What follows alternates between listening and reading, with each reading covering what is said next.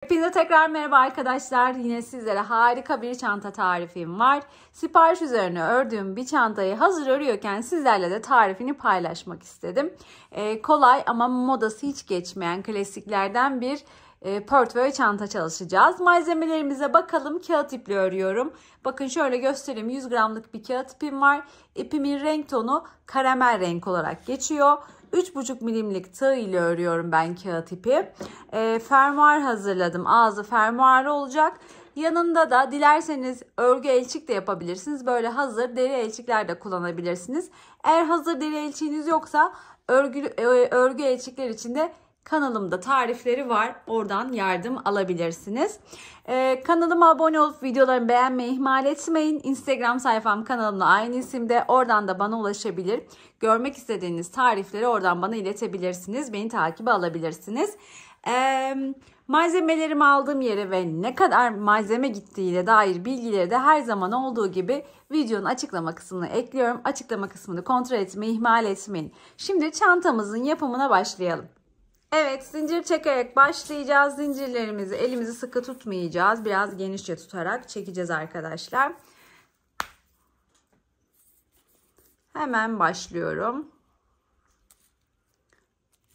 Ben şimdi ilk çektiğim zinciri düğüm niteliğindedir. Saymıyorum. Sonraki zincirlerimi sayarak ilerliyorum. Şimdi zincirlerimi çekeceğim. Kaç tane çektiğimi sayacağım. Hem ölçü olarak göstereceğim hem de zincir miktarı olarak sayı da vereceğim sizlere.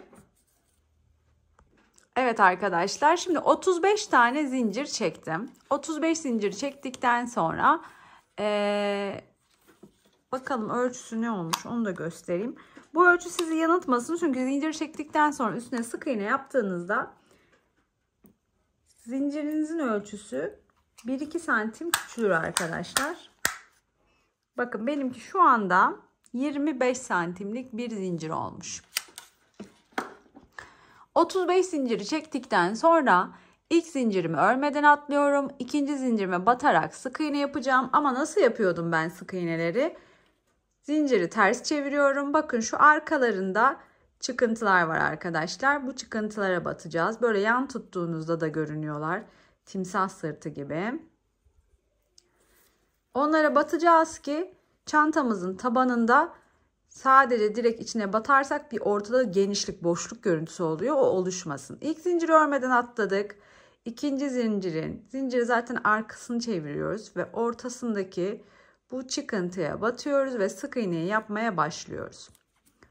Her zincire birer tane sık iğne yapacağız ta ki sıra sonundaki son zincirimize kadar.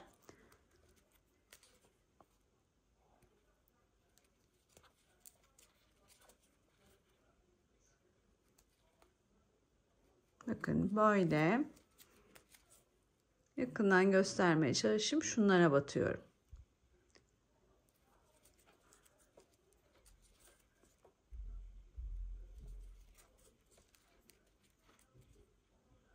Evet, sıra sonuna kadar her zincirime birer tane sık iğnemi yaptım ve sıramın sonundaki son zincire geldim. Şimdi bu zincirin içine bakın ilkini yaptım. Toplamda 3 tane sık iğne yapacağım. Bu birdi. Şimdi ikinciyi yapıyorum aynı zincirin içine. Ve yine aynı zincirin içine 3. sık iğnemi yapıyorum. Böylelikle dönüşü sağlamış oluyorum. Daha sonraki zincirlerimin her birine birer tane sık iğne yapacağım ve başladığım yere kadar geleceğim. Bakın burası çantamızın köşesi olmuş oldu arkadaşlar. Her sık iğneme birer tane yapıp başladığım yere kadar ilerliyorum. Evet. Bakın son zincirime geldim. Batıyorum. Sık iğnemi yapıyorum. Başladığım yere dönmüş oldum. Şimdi burada da bir köşe olması gerekiyor. Burada 3 tane sık iğneyi nereye yapacağım? Başlarken atladığım bir tane zincir vardı biliyorsunuz. Bakın şurada çıkıntı olarak görünüyor o zincir. O başlarken atladığımız tek zincire batıyoruz ve 3 tane sık iğne yapıp köşeyi oluşturuyoruz.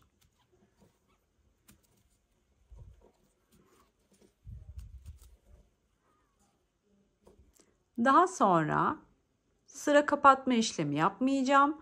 Dönerek öreceğim. Kapatma işlemi yaparak böyle bir çizgi görüntüsü oluşsun istemiyorum. O yüzden ilk yaptığım sık iğnenin tepesine batıp sık iğne yaparak hemen ikinci sıraya geçiyorum. Burada iğne takabilirsiniz arkadaşlar, sıranızı kaçırmamak için. Yani nerede başladığınızı unutmamak için bir iğne takabilirsiniz. Bakın ben iğnemi takıyorum şimdi. Sıra başlangıcım belli olsun. Bu benim tabanım. Tabanımın ilk sırasını bitirdim. İkinci sırasına başladım. Toplamda 3 sıralık bir taban oluşturacağım. Eğer yeterli görmezsem 4 sırada yapabilirim. Yapacağız. Ölçüsüne bakacağız. Ona göre karar vereceğiz. Her sık iğneme birer tane sık iğne yaparak diğer köşeye kadar geliyorum. Bu köşede arttırma yapacağım. Döneceğim. Arttırma kısımlarını tekrar zaten size gösteriyor olacağım arkadaşlar. Evet, sıra sonuna kadar geldim. Bakın aynı noktaya 3 tane battığım sık iğnelerdeyiz. Yani köşe dediğimiz yerlerdeyiz. Burada bu 3 sık iğnenin her birine ikişer tane sık iğne yapacağız. Yani arttırma yapacağız. Hemen ilkine batıyorum. 1. Aynı sık iğneye batıyorum. 2. İkinci sık iğneme batıyorum. 1. Aynı sık iğne 2. İkinci sık iğneye de 2 tane sık iğne yaptım. Üçüncü sık iğneme batıyorum. 1. Aynı sık iğneye 2. Bu 3 sık iğneye de ikişer tane sık iğne yaparak arttırma yaptım köşede ve dönüşü sağlamış oldum. Şimdi aralardaki diğer sık iğnelerimin her birine birer tane sık iğne yaparak ilerleyeceğim. Diğer köşeye geldiğimde de yine aynı arttırmayı yapacağım arkadaşlar. Evet arkadaşlar, bakın diğer köşeme geldim. Ne yapıyorduk köşede? 3 sık iğnenin de 3'üne de ikişer tane sık iğne yapıyoruz. İlkine hemen 2 tane sık iğne yaptım. İkinciye hemen 2 tane sık iğne yaptım. Üçüncüye de hemen 2 tane sık iğne yaptım. Ve böylelikle bakın iğnem de burada, yani başlangıç noktam burası. Bu ne demek oluyor? İkinci sıram da bitti. Şimdi üçüncü sıraya geçiyorum. Aralardaki bu sık iğnelerin her birine birer tane sık iğne yaparak köşeye kadar ilerliyorum.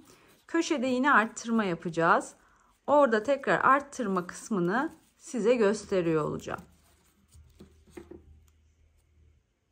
Evet, bakın aralardaki sık iğneleri ördüm ve ilk köşeme geldim. Köşede dediğim gibi arttırma yapıyorum. Şimdi burada benim toplamda bir önceki sırada 3 tane çift yapmıştım. Yani 6 tane sık iğnem var. İlk sık iğneye bir tane sık iğne yapıyorum. İkinciye 2 tane sık iğne yapıyorum.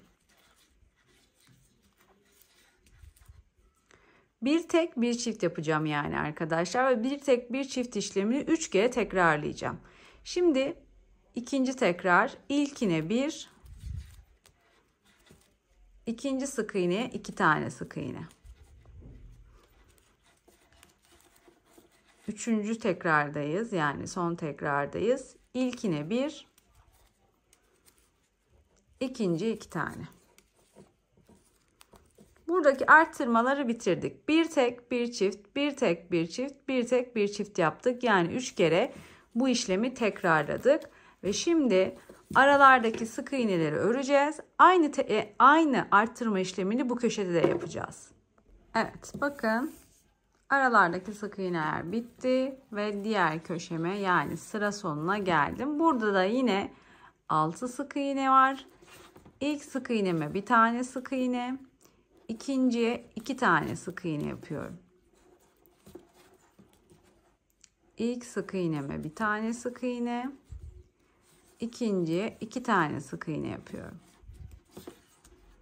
Ve yine ilk sık iğneme bir tane. İkinciye 2 tane. Bir tek bir çift işlemini yine 3 kere tekrarladım.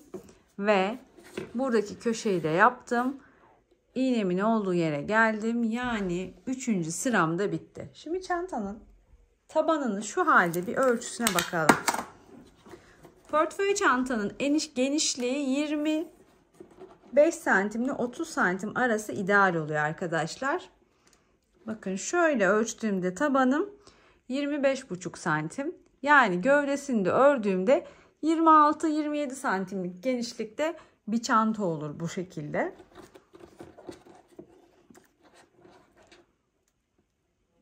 Eğer bir sıra daha yaparsak bu sefer de tabanı çok geniş olur. O yüzden burada bırakalım. Bu yeterli bizim için. Şimdi gövdeye çıkacağız. Gövdeyi de köşelerde artık arttırma yok. Döne döne sürekli dönerek sık iğne yapacağız. Hemen ilk sık iğneme batıyorum ve sık iğne yapmaya başlıyorum. Dediğim gibi artık arttırma, azaltma kesinlikle yapmıyorum arkadaşlar. Dönerek örüyorum. O yüzden başladığım yeri unutmamak adına iğnemi alıyorum. 4. sıramın ilk sık iğnesine takıyorum. Bu iğnem burada kalacak ki ben çantayı bitiriyorken burada bitireceğim. Sıra başlangıcım önemli o yüzden.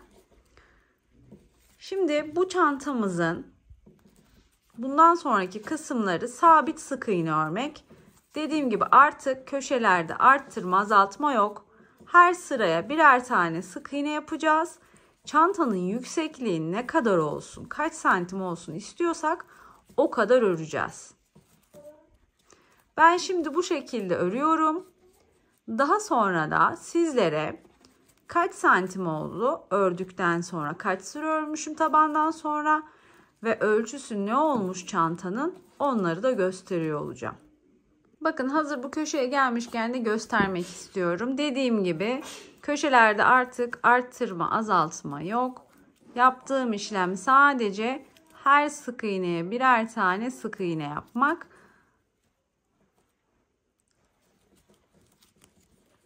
Çantanın çünkü benim için artık genişliği yeterli. O yüzden artık arttırmalarımız yok. Şimdi örelim. Sonrasını yine sizlerle beraber devam ettirelim arkadaşlar.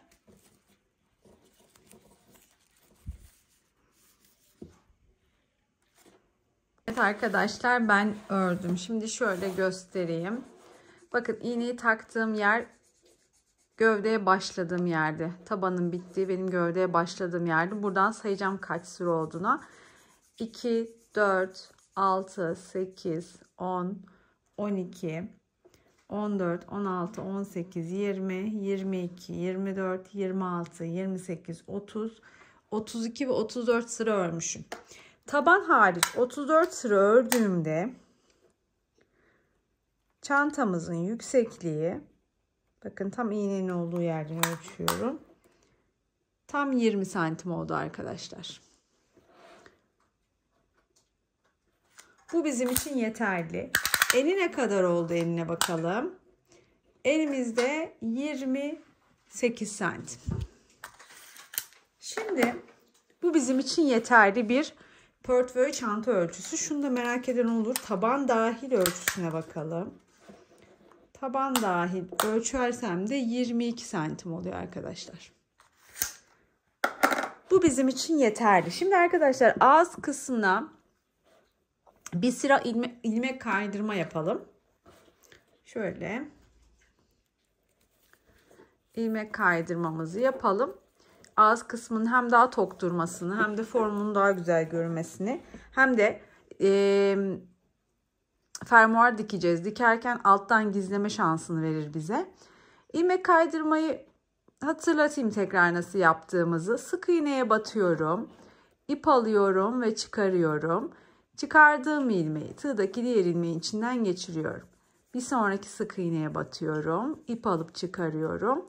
Çıkardığım ilmeği tığdaki diğer ilmeğin içinden geçiriyorum. Her sık iğneye ilmek kaydırma yapacağım birer tane. Daha sonra ipi keseceğim ve fermuar işlemine geçeceğim. Bir de Küçük böyle bir süs yapacağım yıldız şeklinde. Onu nasıl yaptığımı göstereceğim size. Bakın bu şekilde ilmek kaydırmamızı yapalım. Bakın şöyle göstereyim. Önden duruşu böyle. Bakın. Evet arkadaşlar, şimdi ağız kısmı için çantamızı ördük. Ağız kısmına ilmek kaydırmayı yaptık. Şimdi fermuar için şöyle 2 sıralık sık iğne yapacağız. Bunu neden yapıyoruz? Tabanımız biliyorsunuz 3 sıradan oluşan tabanlı bir portföy. O yüzden ağız kısmında tabana uygun olması için, aynı genişlikte olması için şöyle 2 sıralık sık iğne yapacağız. Daha sonra bunu şöyle fermuara dikeceğiz. Bir tane daha öreceğiz bundan. Fermuara dikeceğiz ve şuralarından çantaya birleştireceğiz. Bunun için ben 25 santimlik bir ağız kısmı için sık iğne yaptım. Yani 38 tane tekrar sayayım. 2, 4, 6, 8, 10, 12, 14, 16, 18, 20, 22, 24, 26, 28, 30, 32, 34, 36, 38, 39 tane zincir çekiyorum. 2 sıra sık iğne yapıyorum. Sık iğnelerimi nasıl yapıyorum arkadaşlar? Burada yaptığımız gibi ilk sık iğneyi örmeden atlıyoruz. Daha sonra zincirleri çeviriyoruz. Zinciri ters çeviriyoruz. Ve arkasındaki şu ortalardaki ilmeklere yandan tuttuğunuzda da şu çıkıntılara batıyoruz. 38 tane 39 zincir çektik. Birini örmeden atladık. 38 kaldı. 38 zincire 38 tane sık iğne yapacağız. Ve bu 38 sık iğneyi 2 sıra öreceğiz arkadaşlar. Daha sonra da 2 tane parçamızı dediğim gibi iğne ile fermuara dikeceğiz.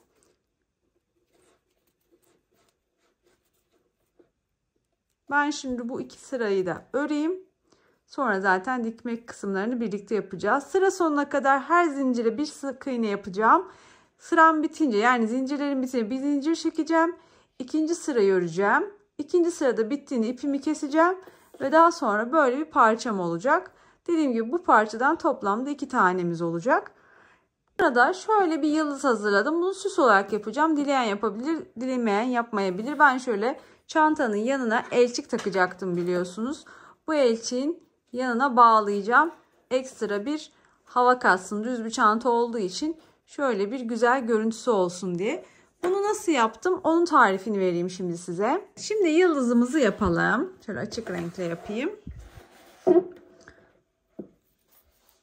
Yıldız için sihirli halka yapacağız. Bilmeyenler için orta parmağıma ipi 2 defa doluyorum ve bir halka oluşturuyorum.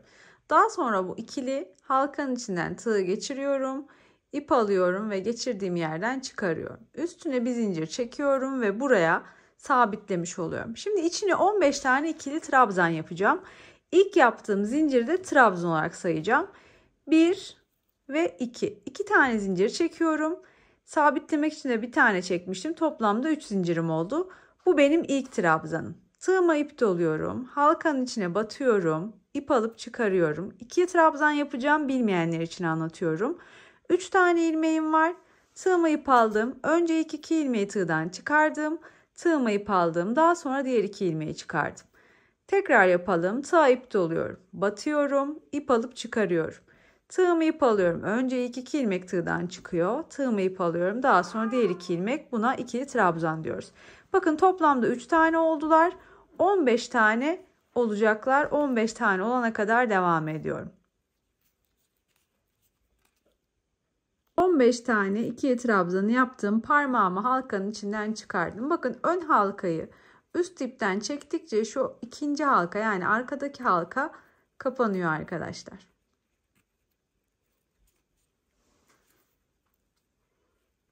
Daha sonra şu küçük parçayı çekiyorum ve diğer halkam kapanıyor. Şimdi ilk yaptığım 3 tane zincirin üçüncü zincirin tepesine battım. İp aldım, çıkardım. Çıkardığım ilmeği tığdaki diğer ilmeğin içinden geçirdim. Daha sonra 1, 2, 3, 4, 5, 6, 7 tane zincir çektim. İlk zincire atlıyorum. İkinci zincire batıp bir tane sık iğne yapıyorum. Sonra tığıma ip doluyorum. 3. zincire batıyorum. İp alıp çıkarıyorum. 3 ilmek var. Sağ ip alıyorum. 3 ilmeği tek seferde çıkarıyorum. Yani yarım trabzan yaptım. 4 tane zincir kaldı. Bu 4 zincirin her birine ikili trabzan yapıyorum. Bu birinci. İkinci zincire de yapıyorum. Şimdi 3. zincir. Şimdi 4. Ve aşağıdan sayıyorum. 1, 2, 3. sık iğne 2 tane trabzan atlıyorum. 3. trabzana batıyorum. İp alıp çıkarıyorum. Çıkardığım ilmeği tığdaki diğer ilmeğin içinden geçiriyorum. Yani ilmek kaydırmayla buraya bağladım. Tekrar aynı işlemi yapacağım. 7 tane zincir çekiyorum. İlk zinciri örmüyorum. İkinci zincire batıp sık iğne yapıyorum. 3. zincire yarım trabzan. 4. zincire ikili trabzan. 5. zincire ikili trabzan. 6. zincire ikili trabzan. Evet, son trabzanı yaptıktan sonra aynı işlem. 1 2 tane sık iğneyi atlıyorum. Üçüncüye batıp ilmek kaydırmayla buraya birleştiriyorum. Daha sonra dediğim gibi birleştirme işlemini yaptıktan sonra yine 7 zincir çekeceğim ve aynı işlemleri tekrar ederek tamamen yıldızımın şöyle göstereyim. Bakın 2 tanesini yaptım. 3 tanesi daha kaldı. Yapıp tamamlayacağım. Bakın sonuncuyu da yaptım. Yine 2 tane atladım da başladığım yere gelmiş oldum ve ilmek kaydırma yaparak buraya birleştirdim. 5 tane tacını yapmış olduk yıldızın. Şimdi arkadaşlar etrafını ilmek kaydırma döneceğim ki bakın bunu da döndüm. Daha bir tok duruşu olsun. O yüzden her zincire batıp ilmek kaydırma yapacağım. Burada biliyorsunuz 7 tane zincir vardı. Her birinin içine batarak ilmek kaydırma yapıyorum. Bu şekilde hem görünüşü daha güzel olacak hem de daha tok bir görüntüsü olacak. Bakın sonra buraya bunlar da biliyorsunuz trabzanlar. Trabzan tepelerine de yapıyoruz. Aşağı doğru inmiş oluyorum böylelikle.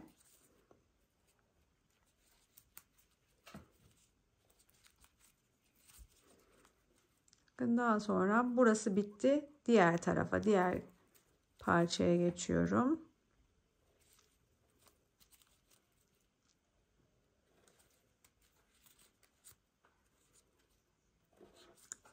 Böyle bu yıldızın tamamını ilmek kaydırma döneceğim arkadaşlar.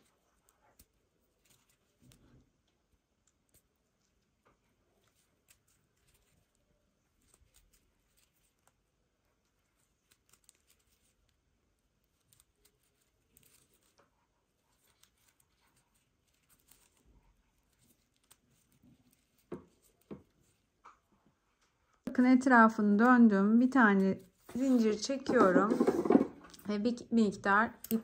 Evet, şimdi bir zincirden ipi yürüterek yukarıya kadar getirdim. Burada şimdi birkaç tane zincir çekeceğim. Dediğim gibi elçin yanına bunu daha sonra bağlayacağım.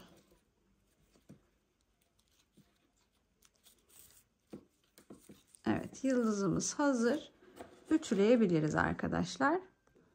Evet, böyle dediğim gibi 2 kere gidiyorum arkadaşlar. Bakın ilkini gittim. Şimdi ikinci kere gidiyorum. Şöyle tam sık iğnelerin diplerinden örüyorum ki diplerinden dikiyorum ki ipim zaten kendi renginde ama yani karamel rengine yakın bir ip rengi ama yine de bakın tam şuralardan dikiyorum ki ipim de belli olmasın. Diktikten sonra çantama kağıt iple bu sefer bu parçayı çantanın ağız kısmına dikeceğim. Şimdi şunu bitireyim. Sonra ağız kısmında bunu birleştirme işlemini beraber yapalım yine. Evet arkadaşlar, aklıma gelmişken şunu da göstereyim. Bakın ben bu fermuarları metrelik olarak alıyorum. Kullanacağım kadarını kesiyorum. Öyle kullanıyorum. Daha avantajlı geliyor bana. Ve her çantanın ebatı değiştiği için hepsine uygun fermuar bulmak zor oluyor. O yüzden ben metrelik alıyorum. Kesiyorum. Daha sonra kestiğim yerlerden çakmak yardımıyla yakıyorum. Sökülmesin diye. Şöyle bir de fermuar başları alıyorum. Bu fermuar başlarını da takıyorum. Mesela göstereyim nasıl taktığımı. Şimdi fermuarımızı şöyle alıyoruz arkadaşlar. Bu şekilde, bu yönde tutuyoruz. Şu kısımlardan takacağız fermuar başımızı. Fermuarın ucunu şöyle azıcık açıyorum. Bakın önce sağ kısmına geçiriyorum. Diğer tarafında sol kısmına.